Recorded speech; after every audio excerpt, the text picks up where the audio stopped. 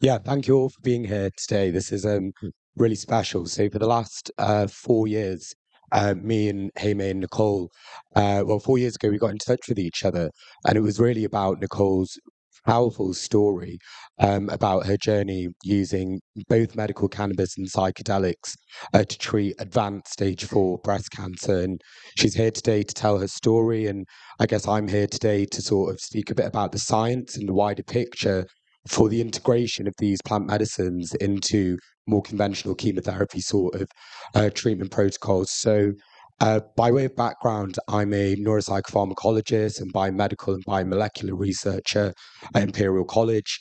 I work for the Center for Psychedelic Research there, but also at Drug Science, doing medical cannabis research. And so, I guess the combination of us working together, we created this case study, which is now published and available in the journal Drug Science Policy and Law. So, yeah, just to sort of lay the background, I guess, about breast cancer in general. So it's the most diagnosed cancer that we're aware of at the moment. Around 13% of women were likely to have a diagnosis in their lifetime of breast cancer.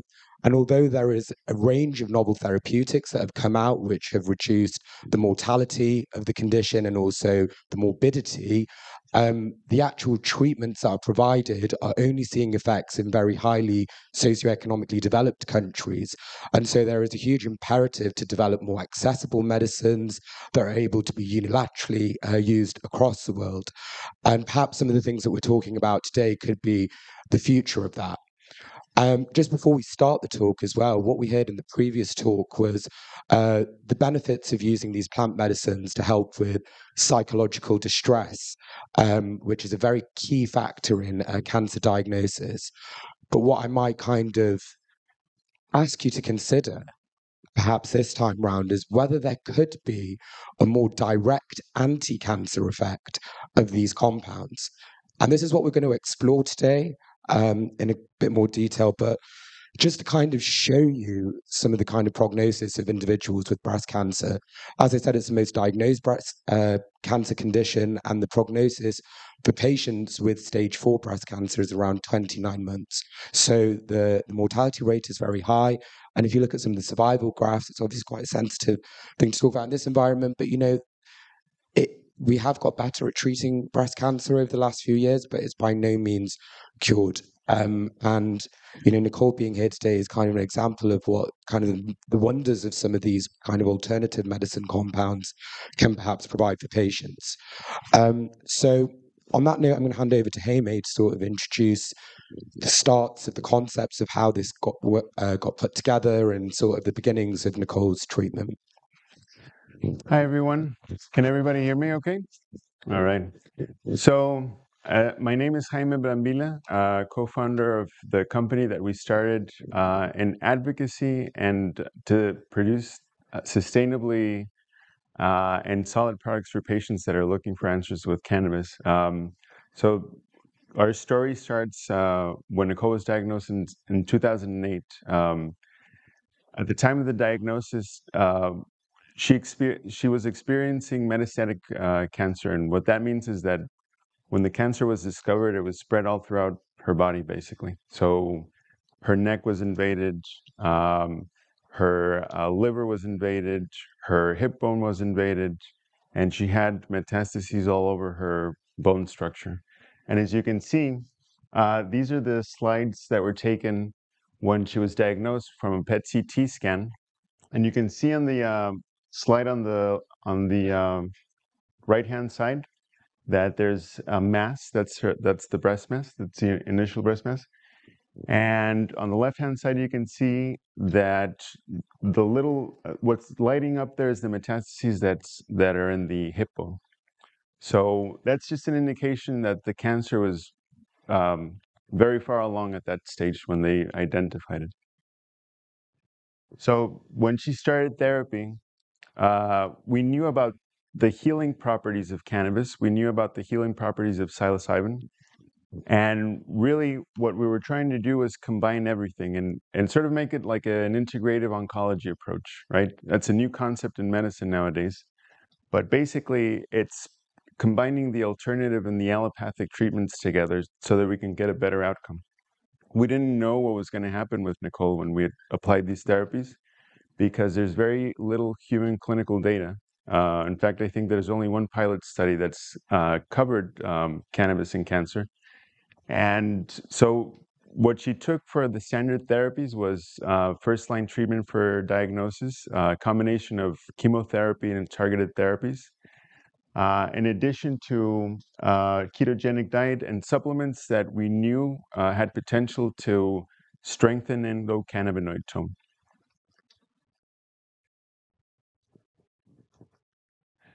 So, go ahead, Ray. Yeah. I guess with the cannabis therapy, so on top of, as Jaime mentioned, the standardized protocols. The specific protocol that's used in Nicole's particular case actually has been proven to be life extending by around 16 months versus baseline therapy. So it's the most advanced kind of targeted therapy treatment for this. But Jaime and his company, Grace H&W, developed formulations of different cannabinoid cultivar profiles. As you can see over here, and I mean, testament, some of the doses are, I would say, pretty astronomical for a patient to be taking in terms of cannabinoids per day. So 2,500 milligrams, for those of you that don't know much about cannabinoids and dosing, is shitloads. So, and thank you for making it seem like it's a big production behind the formulation production. But bottom line is that I was doing this in my basement when I started. And the reason why I did that is because, you know, we have legalization in the United States, but it's really now under the corporate structure of, you know, how business should be run or whatever. And the, you know, the patient advocacy or the patient benefit has really gone by the wayside. So buying these products in a dispensary where we are is not a viable option because we need consistency. If there's something that works, we want to identify that and then be able to sustainably reproduce it. So all of this is produced with what's called cold ethanol maceration. And what you see here is just the summary of each type of cannabinoid that was analyzed and a combination of whole plant extracts that Nicole took over a few year period at this point. But that was her daily dose. So as you can see, on August 2018 is when we started the dosing regimen. Our idea was to titrate her dosing to a level where she could, you know, reach capacity with her intake of cannabis. So as much as we could give her, as diverse as possible, because the science behind it is ambiguous right now. It's a very recent, very nascent area of cannabis science. And we don't know exactly which molecules are producing pro-apoptotic effects or anti-cancer effects. Yeah, thanks for that. I mean, just building on what Jaime mentioned before, so there's around 400 known active compounds in the cannabis plant. So these are cannabinoids, but then you also have terpenes and flavonoids.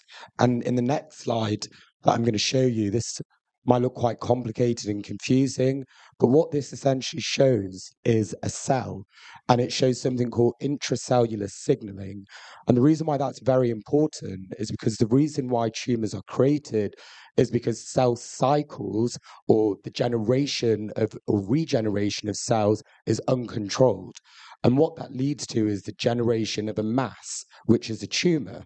And so, in order to stop tumors from developing, what we need to do in terms of biochemical intervention is to stop the uncontrolled cellular division that's going on. And so what you see here is a cascade of different intracellular signaling molecules that are involved in intricately telling the cell whether or not and when to multiply and divide. Now, what we can see at the top are CB1 and CB2 receptors. So these are cannabinoid receptors. They're expressed on all cells in our immune system, and they're also expressed on cancer cells themselves. And so, And so some research is now looking into how, in cellular lines of evidence, cannabinoids can actually bind to receptors in human cell lines and actually stimulate two processes. One is called apoptosis, which is the induction of death of tumor cells, and the second is autophagy, which is the consumption of cellular debris once you have killed the cell. So our bodies are being able to boost its natural immune responses through actually innovating and activating cannabinoid receptors on tumor cells. And this has been found to be a very important part of oncological drug development. So cancer drug therapeutics are actually actively looking at how to integrate into these cell signaling pathways, but they're finding it very difficult to actually hit the specific receptor target sites. But it seems like actually cannabinoids seem to do this quite easily. So when you hit the CB1 receptor, what you can see over here, if you look at the ERK1/2 pathway, that is very much involved in cell proliferation and cell death. So when you target that intracellular pathway, you can actually literally cut off the tumor's ability to thrive and survive. In order for a tumor to survive, it also needs blood and oxygenation, and this is facilitated by having arteries put around a tumor so that it can get the blood and the glucose to function. And that process is called angiogenesis, the generation of new vasculature. And so cannabinoids have been found to block enzymes that promote the development of this vasculature in vivo. And it does this by regulating several different kinds of cellular pathways. But actually, quite specific to breast cancers, we've identified a gene called the ID1 gene, which seems to be modulated by CBD specifically to stop breast cancer cells from being able to multiply rapidly. So this is the first examples that we're finding in the last 3 to 4 years of a direct biochemical intervention or anti-tumor intervention of cannabinoids. So very exciting work, although it is preclinical. So this means that it's given to a cell, and we don't know what that means in terms of translation yet in a human body. What we also are now starting to realize as well is that, as I mentioned, there's about 400 compounds in the cannabis plant. Some research is now looking at the difference between giving an isolated compound. So, for example, THC, it's a cannabinoid responsible for getting you stoned, but it also is quite important in actually reducing tumor cell regenesis. But when we have THC combined with other extracts from the cannabis plant, it seems to be having a more additive effect. It seems to be better at killing the cells. We don't know why, but the whole plant seems to be better than the isolated one alone. And that kind of speaks to the principles that Jaime was describing in the way that his extracts are being cultivated, which are whole plant rather than using isolated compounds. So, in addition to the cannabis, we tried psilocybin therapy. And at the moment, when we were figuring out if we were going to use this or not, we were considering it just for the emotional and the traumatic aspects of going through a cancer diagnosis. When a patient faces their own mortality, they go through very radical life changes. Their points of view change a lot. And so psilocybin therapy is a catalyst for people to accept their mortality, to view it in a different way. So what we tried was psilocybin-assisted therapy. So Nicole would take microdoses as well as heroic doses, and the heroic dose sessions would usually be in a contained area with sensory deprivation. The preparation that I would give her would be in hot tea. So I would steep dried mushrooms in hot tea, make the dose, a hearty dose.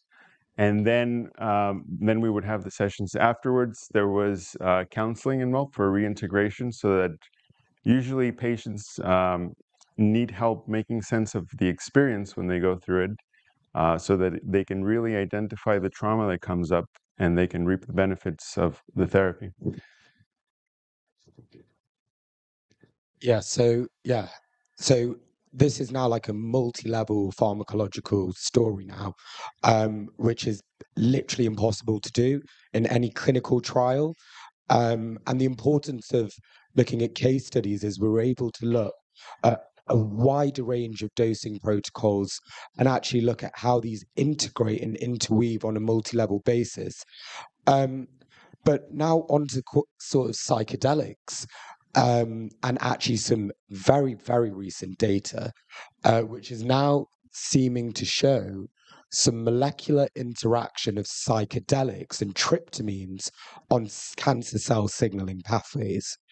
So this might seem like a bit of a ludicrous idea, but science is science at the end of the day. So what we're seeing here, again, is an example of serotonin 2A receptor mediated cells in the periphery.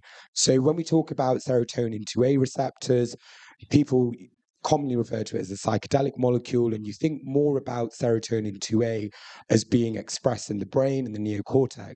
But actually, 80% of our serotonin receptors sit outside of the brain, and it's actually in our peripheral immune cells, because serotonin has a lot more capacities than just, maybe helping you trip or, having euphoric mood related effects. And so this is an example of a serotonin 2A receptor that sits in endothelial cells on the top of cancerous cells. And what you see here again is a bit of a complex intracellular signaling pathway, again, very much linked to how cells divide and how they multiply and at what rate. Now, in 2015, Attila Szabo and his lab wanted to start investigating the anti-inflammatory properties more generally of psychedelics. So there's a line of work which is going on at the moment, which is suggesting that psychedelics may actually have more of a systemic effect, or tryptamines might have a more systemic physiological effect than just a psychiatric effect. It might be able to help with neurodegenerative conditions, and actually more recently, perhaps conditions such as cancer. And that's because we do know now that psilocybin actually fine-tunes anti-inflammatory signaling pathways. We've seen evidence that it's one of the most potent anti-inflammatory molecules known to exist, second only to CBD. And we also know that it interacts, again, with this very crucial cancer mechanism of stopping angiogenesis, so actually stopping new blood supply being able to be delivered to tumor cells. And so through interaction of tryptamines like psilocin to something called the sigma-1 receptor, we're able to downregulate the vasculature's ability to maintain tumor cells in vivo.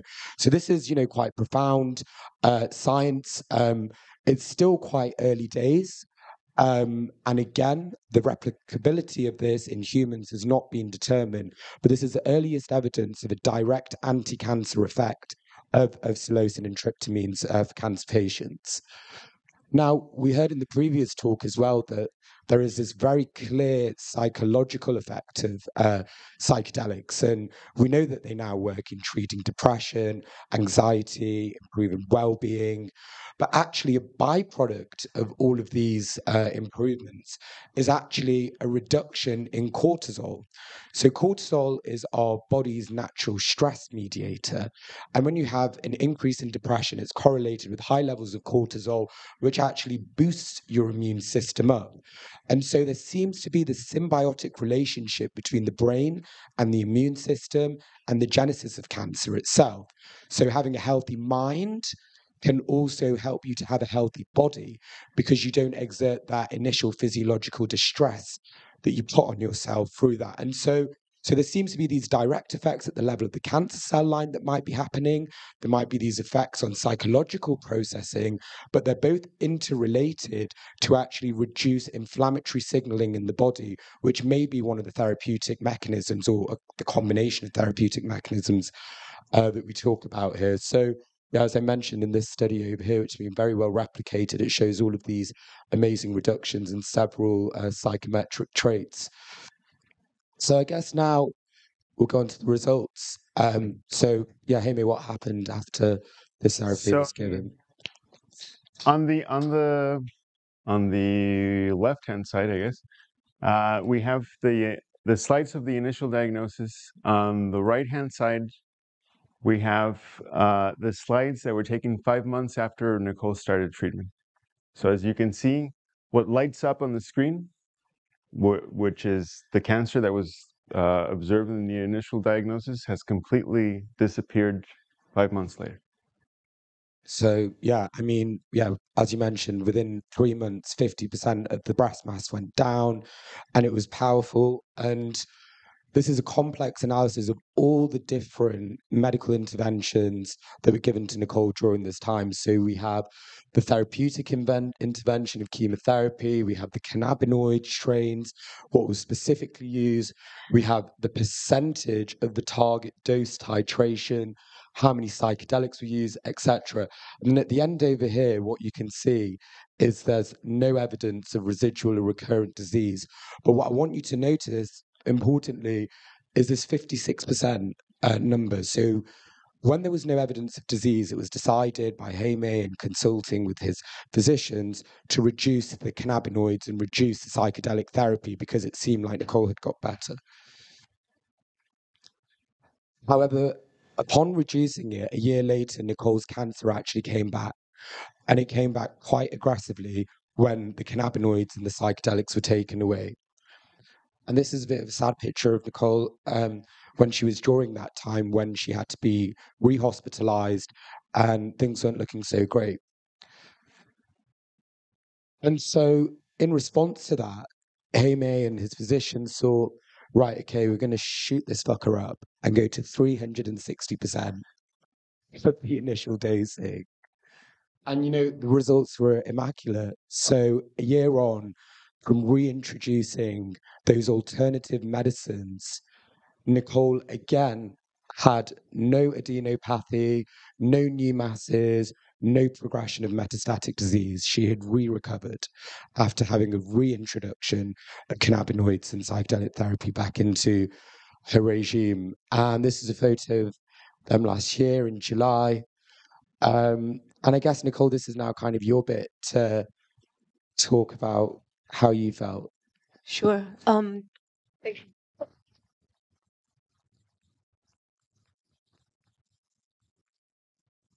I hope that everybody can hear me. It's an honor and a pleasure to be here with you guys today, to speak a little bit about everything that Rayyan and Jaime are discussing. It was an incredible journey, which is what I'd like to start off explaining to people. The first thing in August of 2018, when I was diagnosed, that came into my head was, what am I going to tell my mother? The second thought was, of course, I can't die now. I don't have enough money for the Ferrari that I want. And we just kind of progressed from there. And so one of the things that the slide represents for me, as you can see, is that the cannabis and the psilocybin and the psychedelics provided hope. One of the greatest factors that was involved in my healing had to do with two basic things: eating and sleeping. Those are the two factors that really you need in order to heal. And cannabis and the psychedelics allowed me to eat, they allowed me to sleep, and I was able to get better. At one point, I even had spinal surgery, which was about 8 hours. The doctors told me it was going to take me at least 3 to 4 months before I was active again. And lo and behold, after a month and a half, I was out driving and working. So we know how effective this is, and we know that this is working. So our goal and our mission and the wonderful work that's being done has to do with getting this education out there. Anyone in this room who has experienced a family member or themselves struggling with the effects of chemotherapy, struggling with the effects of radiation, you know what those people are going through. It doesn't have to be that way. It doesn't. We know this for a fact.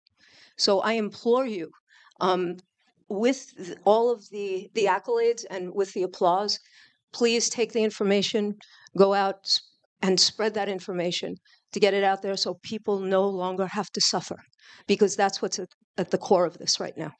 The psychedelics, the cannabis, all of this. This is to revolutionize how we approach the medicine and what we're doing to our bodies.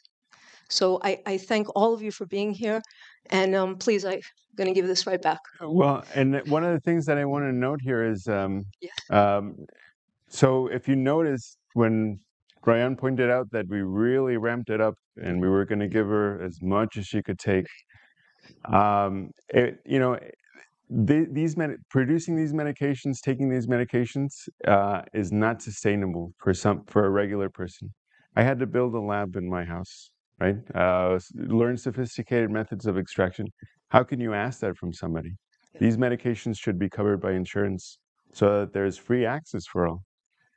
And so that's the message that we really want to give people, our regulators, anybody that has a say in this, because these medications should be available through physicians. And the last thing I also wanted to say is, if any of you have questions, we're here. You can always contact us. Most importantly, I'm sorry. Yeah. But most importantly, I also want you to know not to be afraid. One of the greatest factors in dealing with this has to do with fear. And sometimes people are more afraid of the psychedelics and cannabis than they are of the cancer. And what I'm telling you is, if I can do this, anybody can. I was not a cannabis user prior.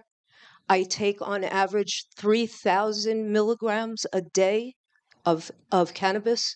I'm actually on that now and functioning. And, people hear that and they're like, what? It took a while to get to that point, but you can do it. Please don't be afraid. And for those who who may be suffering, don't be afraid. It works. That's an amazing. So a round of applause for Nicole. So we're not stopping there. So in that spirit of continuation, we do have a plan, and I'll tell you a bit about that plan. So real world evidence like Nicole's is kind of the cornerstone to how a lot of plant medicines have evolved into scientific research. So psychedelic research, cannabis research didn't start in a lab. It started with the people, by the people. And it's actually a curious case in science because it's about reverse translation. It's about taking pickings and feelings from real world data, generating hypotheses, going back to the lab and figuring out what it is, why it does what it does, and how we can actually improve medical development based on these cases. So Nicole's case, just like others, represents, how cannabinoids specifically have been seen to be having this transdiagnostic effect across different forms of cancer. And as I mentioned in the previous slide, it's related to the cell signaling pathways that seem to be common across cannabinoid biosignaling pathways. So this is some research that was actually published last year by an Israeli group, and what they did, which is akin to some of the real lived experience of Nicole, is they put cannabinoid strains as well as mushrooms into breast cancer cell lines. And what they found in this preclinical data, it was that it was 6 times more effective at killing cancer cells than either of the products alone or than the next available anti-cancer drug. Yeah. So this is a study published by a group in Israel that has actually isolated and identified a combination of molecules against ovarian cancer cells. And since our experience and taking the mission that we have now, we've made it a point to figure out how to put these compounds through the drug approval process. So doing that is a big to do. There's a lot of critical points involved. There's high level science that needs to be developed. And this is just an example of one of these groups that are in development. We've actually consulted with this group to support them with their chemical analysis recently. And the point that I want to make here is that, there are groups out there that are actively searching for this, trying to make this available for people. And this is just one other example. Yeah, exactly. So based on that momentum, what Grace H&W are now planning to do is to undertake a series of clinical development steps. So for those of you that don't, put your hand up here if anyone knows anything about clinical trials or development. Okay. So I don't have to go into in too much detail then, but essentially for any drug to get over the market, it has to undergo rigorous testing and processing, which is long and arduous. There's many reasons for it, there's many reasons against it, but fundamentally right now in the current climate, this is what needs to be done to gain marketing authorization so that in the NHS, a doctor will be able to prescribe it for a patient. And that's fundamentally what we want. We want this to be able to be prescribable. We want it to be reimbursed by health providers. We want it to be accessible to the masses through the medical system. And so right now, Grace H&W, along with some partners, are working to develop 8 lead compounds that they've identified to be effective in patients that Jaime has treated in the US, because the cannabis laws in the US are a lot more relaxed in terms of prescribing than the UK. And so by using that real world evidence, Jaime and the team have identified 8 compounds, and we have a series of in vitro work that we're setting up over the next year to try to target an assay, a lead compound that we might want to take forward into clinical development. And so where we're at right now is actually figuring out which compounds are the best. And this will eventually lead to phase 1 studies, which we hope to set up perhaps next year or the year after, where we actually start assessing the direct clinical effects of some of these interventions. So this is a bit of a meme, and it's funny because, you know, you hear about these kinds of stories about Nicole and they seem a bit incredulous, but you've heard it here. This is a real life experience. But we actually did get into the Daily Mail. And, you know, for better or for worse, these kinds of journalists and newspapers, it's either cannabis is going to make you become schizophrenic, or, you know, you're going to take psychedelics and jump off, you know, a roof, or it's going to cure the world. It's one of the two. It's sensationalist reporting. And this is an example here of, you know, them kind of taking the truth a little bit further. So they said that Rayyan, Zafar and colleagues highlighted the possibility that these drugs, these plant medicines, could help maximize traditional cancer treatment. So writing up in the case report, we said this brings up the possibility that withdrawal of the cannabinoid and psychedelic therapies may have contributed to the return of the cancer. So that is a statement that we stand by, because when that therapy was reduced to 56% of the initial regimen, we did see a return of Nicole's cancer. So that is a very strong possibility. And the reason why it's strong is because it represents something called an ABA design in clinical developmental research. It's when you take a treatment away, it's a very simple concept, it's used in psychology. When you take a treatment away and you see a return of symptoms, it's likely that what you've taken away is helping to treat the condition. Simple. So this is a powerful example, and they say here right now that we don't really know, we're clueless. But I mean, I wouldn't say we're clueless. I think we know a little bit. But importantly, the public are on side about this now. So the Daily Mail comments are an actual grave to go into. I wouldn't recommend it. But these are some of the comments that came up. So we got, before records began and propaganda was invented, humans have been using these natural remedies for centuries. Another Duffy girl from Birmingham says, my breast cancer tumor shrunk by a third in 6 weeks from taking CBD oil and THC baked in a biscuit. Doctors were baffled by it. It definitely needs more research. I still take it daily, and 4 years later, I'm still cancer-free. Lucy from Yeovil, Big Pharma won't like this. The worst comment, she should be arrested for drug possession.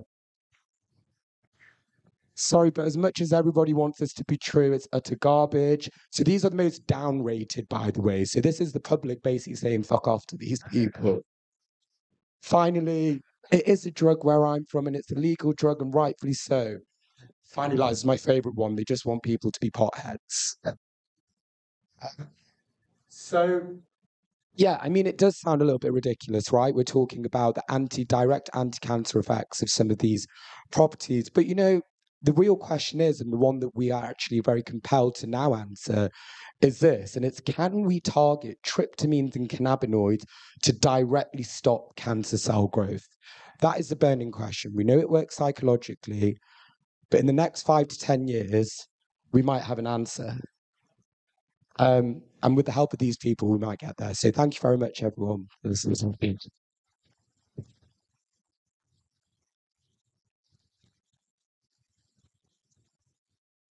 Questions? Should we do a little like a panel thing, or all right?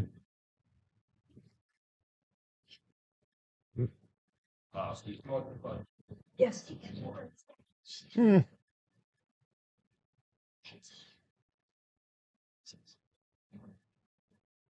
Is this on? Thank you. Thank you. Thank you, guys. That was an amazing talk. I am particularly interested in how you're using natural products that potentially might have anti-cancer properties, and now there's some evidence showing that. And do you think that might open the door to other natural products, say more sort of dietary-based products, to be researched more in a clinical setting? Yes, I mean, in the US right now, there's something called the Botanical Drug Development Pathway. It's quite an innovative scheme. Conventional pharma likes to have single molecules, single receptor targets to kind of understand the direct clinical mechanism of action.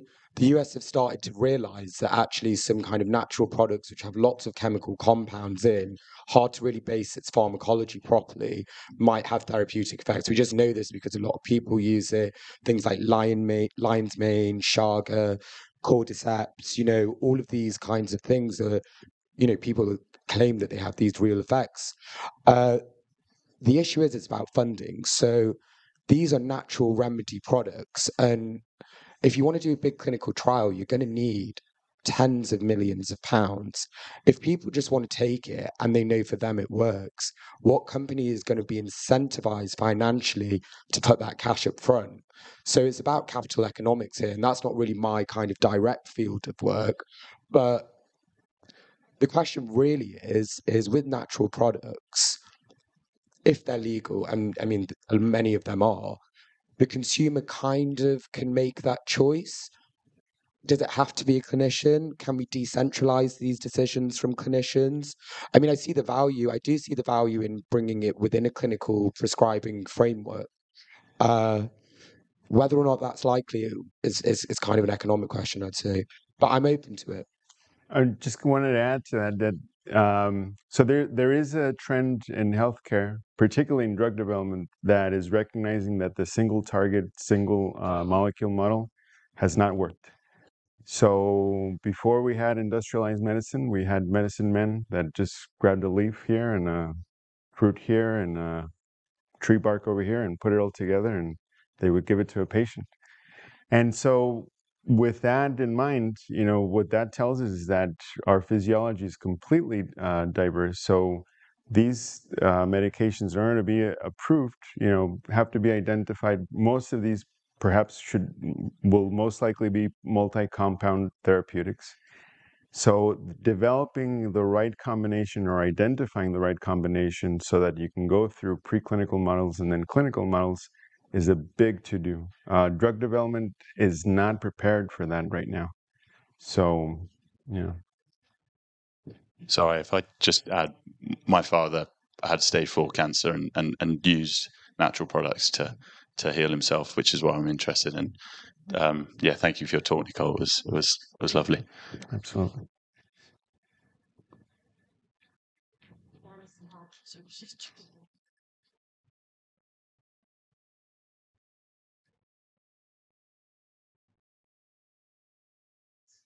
Sorry, thank you. Yeah, no, that was really enjoyable. I suppose just building on that question is that pharmacology typically has looked, as you said, looked for single targets.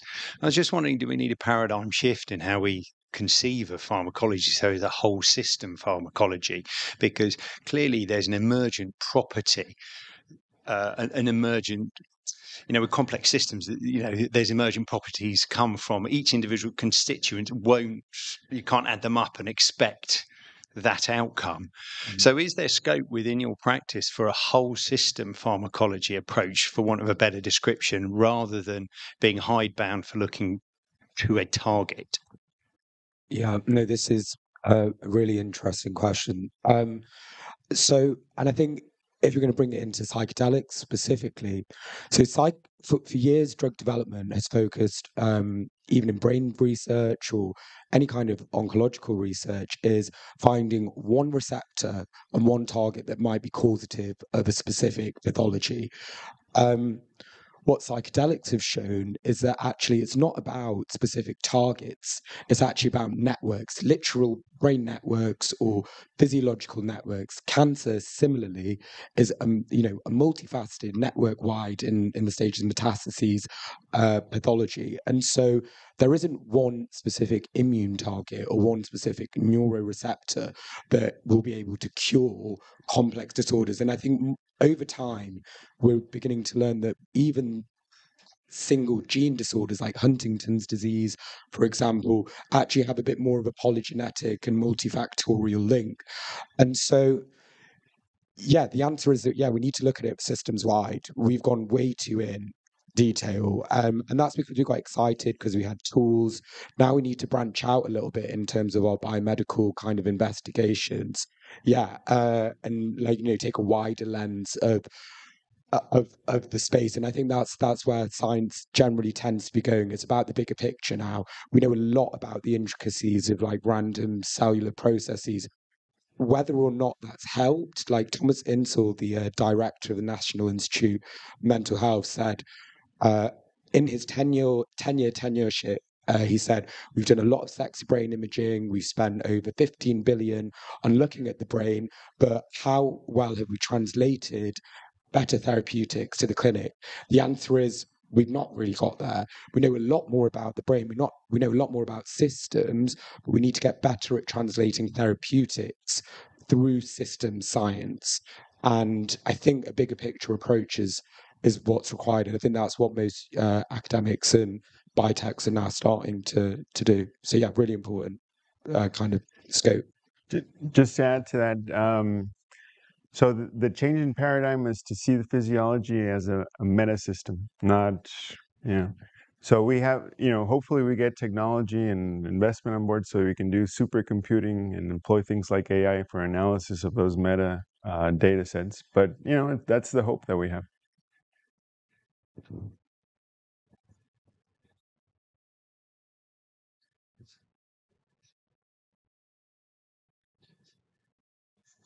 Hello, thank you. I've just got some questions about the treatment that was being received alongside the cannabis and the psilocybin. So you showed some PET scans. I was just wondering what proportion of the kind of tumor shrinkage you'd put down to the chemotherapy and how much to the other treatments you were giving. And secondly, the Daily Mail article said that you'd kind of suggested that the withdrawal of the cannabis and the psilocybin could have contributed to the cancer coming back. Was Nicole also off the chemotherapy when the cancer came back? Yeah. So Nicole, do you want to answer? So when Nicole went off the cannabis or decreased the dose, she still maintained on standard therapies. We always used cannabis and psilocybin as an adjunct. So in terms of figuring out, how much contributed, what therapy contributed to the improvement, I guess the short answer or the scientific answer to that is that we don't know. But we have a very strong feeling that these adjuvants had a lot to do with it. Yeah, and as with anything, I mean, the big disclaimer here is that this is all correlational science. You cannot prove anything in an N=1 study. It's just highly suggestive of a direct link. And I guess what we want to figure out in our next wave of research is whether we can actually start pinpointing the specific direct anti-cancer mechanisms, but you need larger sample sizes. And it's also quite important, and I do want to reiterate that I don't believe for any second that psychedelics and cannabis are a replacement for chemotherapy and radiotherapy and targeted therapy. They are crucially important medicines that have shown clear significantly greater value at reducing, cancer cell death, death and prolonging life. These are adjuvant treatments. These are on top. They may boost the efficacy of the chemotherapy or the radiotherapy. They may prolong life more, but it's very important to kind of put the message out there that we're not talking about replacements like with psychedelics versus antidepressants. It's not one or the other. Here we're talking about on top of. And the clinical research that will be done will always be adjuvant. It won't be in replacement. But yeah, we also, that's the questions we want answering, but we just don't know yet about the direct effects. Thank you. And also, I just wanted to say, because that's a very important point, to answer about the idea of just having more than one patient. That's what we are trying to now establish. We do know that my results were unusual. And we do know that the oncologist that we spoke with, my results were better, if you will, than the other patients.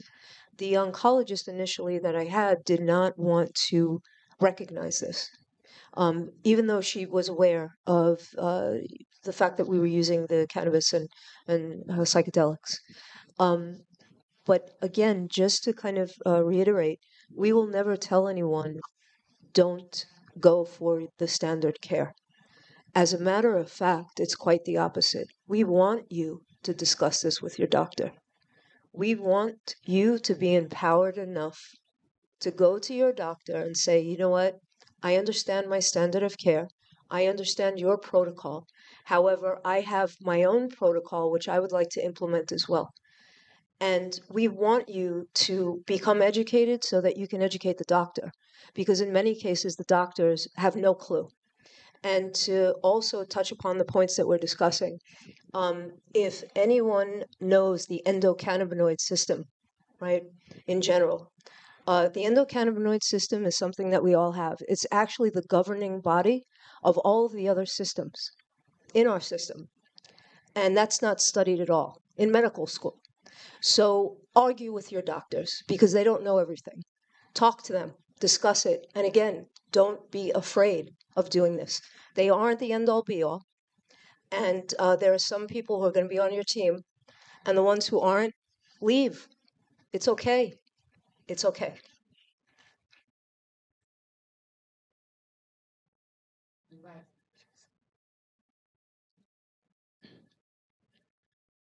Thank you very much. There are a couple of questions, mainly aimed at Nicole, I guess, but one is just a little bit about your quality of life. You mentioned that it took a while to get up to these heroic doses, and I just wondered how you were and how your family reacted at that point when that's number one, quality of life. And you mentioned that you don't have to suffer. Did these treatments help you with the side effects? Number two, I guess, certainly in the UK, it would be normal practice if you have a recurrence after a period of no active disease for you to restart kind of conventional therapy at the moment. And I wondered whether you did that or how you negotiated that. And I guess it's, I really applaud what you say. And I think this field of integrative oncology, I mean, I think it is growing. It is there is a British Society of Integrative Oncology in the UK. So we're kind of making small inroads, but it is hard. And especially with things that are illegal in this country, a lot of people are not comfortable talking to their doctors about things that they're doing, even some of the legal things like, changing their diet and doing other things. But I in the fullness of time, it would be lovely if people could be really honest, but there is always that worry that if you're not disclosing, then you might be taking something that could interfere with some of your regular treatment and make that less effective. So I guess people are in a real difficult bind until we get this. So I guess, sorry to ask three complicated questions, but not at all, actually. Thank you for the questions. The first one that stuck in my mind, my mom, when she first found out about what we were doing, because we were involved in the space prior to my diagnosis, helping others. Her response was, your father and I sent you to university and spent all this money, and you're a drug dealer now. So we got over that hurdle, of course, because my mother comes from a time when it was the reefer madness, and so her perception of this was off. My mom now takes cannabis all the time. She takes CBD every day. We make the capsules for her, the custom compounding, and she's very happy about it. And we've gotten her off some of her medications. To answer the rest, my quality of life, I had a quality of life. When I first got diagnosed, I had no idea because I had no symptoms. And the symptoms that began to occur were from chemo, not, even from the cancer. And all I know is what I learned is that the spirit, the body, and the mind are interconnected, and everything changed dramatically. So my quality of life changed dramatically. Again, I was able to eat and I was able to sleep, and coping with the mortality was eased dramatically. I'm a big proponent now of death, believe it or not, as a result of this. I don't see death as finality. I was not open to that prior. The psychedelics and the cannabis expanded my enlightenment, which added to my healing. And we talk about this consistently. For some people, it's difficult. But I will tell you this, that from an emotional perspective, my quality of life improved. And I believe that as a result, it keeps the cancer at bay because I was able to tap into the trauma. I was able to remove a lot of the emotional burdens, and the quality of life improved dramatically. I hope that answered the question. I know that there were other facets to it. And if I may, just if you wanted to answer that. So one of the other, well, how about we go with, gentlemen, okay. So yes, but so she went through standard therapies once again when the recurrence happened. Yes. And one of the things that I just want to point out that you mentioned is very critical is fear of speaking to your physician, and how do you do that, right? And that's a very, I have your question. That's treading on thin ice for some people, right? Because am I going to get into trouble if I speak to my physician about this? And what we tell people all the time, especially where there is no access and things are illegal, is try your best. Try your best. Figure out if your doctor is at least friendly to this. Most doctors are learning about this from the bottom up. The information is not flowing from the top to the bottom. So that's the recommendation that we give. And I've just got one small thing to add. So through Drug Science this year, we've managed to reach out to Cancer Research UK and got them to change their position statement on cannabis as an adjunct to standardized treatment. So on Cancer Research UK's page now, they've updated their cannabis information from no evidence that this helps to here are some links to ideas and protocols.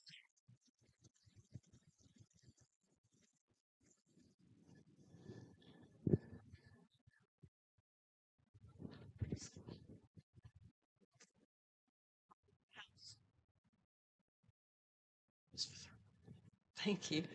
I'm one of many breast cancer survivors, gladly, just using traditional treatments.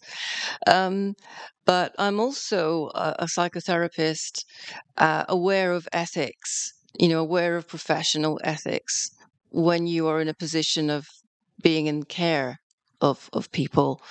And it's like there will definitely be an ethical responsibility that your GP has of confidentiality. And I think that does need to be stated and explored further, because it's really good to be here at this conference, but so many contributors are from overseas. So here in the UK, I think we need to know that we need to stand firm and demand from our GPs and that they do maintain confidentiality, that this is a professional and confidential relationship, and things can be done carefully. You can be candid, but you can also know your rights. That's incredibly important, that is stated alongside everything else. The reason that people don't mention this to the GPs, sadly, is because of fears, right? So it just needs to be stated. Thank you.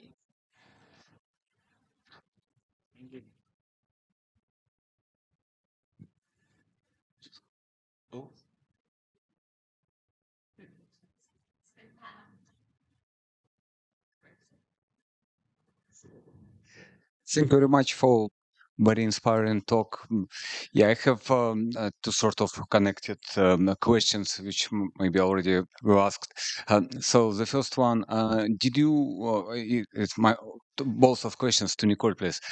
So did you feel any sort of problems, a sort of addictions when you stop your cannabis and psilocybin therapy? And the second one, how did you put up with the state of altered state of consciousness and being high? Maybe just was it difficult? Or thank you. Thank you. So to answer about the psychedelic feeling, it was a trip, for lack of a better explanation. I spent weeks sleeping on and off, and my fear in the beginning was the greatest barrier. In other words, because I was so afraid of stepping into that frame of mind that cannabis gives you, I had to prepare myself. And we actually speak to people about that because it's not an easy thing to do. We're very honest. And when we explain this to people, we also make them understand that it's like training. It's like going through training. So if you are an athlete, right, swimmer, for example, you are training every day. You're beating a particular time. You want to beat your best time, and you just give it your all. And that's how I looked at it. Was going into training basically. And I apologize. The first question that you had asked, I'm sorry. What was it? Yes, okay, because that's an extremely important point and an extremely important question as well. There are a lot of people who are afraid of that. As a matter of fact, people have asked me, once you are, if you stop this, how are you going to function? And what I tell people is that it's a medicine. The addiction was not there. Psychedelics and cannabis, there is really, I don't know the evidence. They would know more in terms of the addiction, but the reason why I use it every day is like a supplement is because I feel better. So I actually don't want to stop taking it because I've found the right dose for myself. And I think in many instances, if you're searching for something, right, the addiction is going to come. And there are ways in which to stave that off. But I luckily was not affected by that at all. It actually made my life better by taking it. So Just one more thing, and we'll get your question. There's dosing protocols that you go through to desensitize the brain so that you get rid of the motor impairing effects of cannabis. And anecdotally, every 3 to 4 days, that tolerance increases. So that becomes the window of, okay, well, we can increase a little bit here. Just one final point on the addiction thing. In all clinical decisions, it's about risk versus benefit. And if the risk is death in the case of terminal cancer versus addiction, any clinician will take that. That's why morphine is prescribed in end of life care, which is heroin. Like, the doctors aren't thinking about, whether or not there's a slight possibility the patient could get addicted. If it's improving their functioning, their quality of life, their survival, that is the key parameter through which that decision is made. And then, yeah, as I mentioned before, cannabis and psychedelics are very low abuse potential compared to some of the other cancer drugs that are used, such as morphine, or even ketamine is used, and that's got a higher abuse potential than cannabis and psychedelics as well. So, yeah.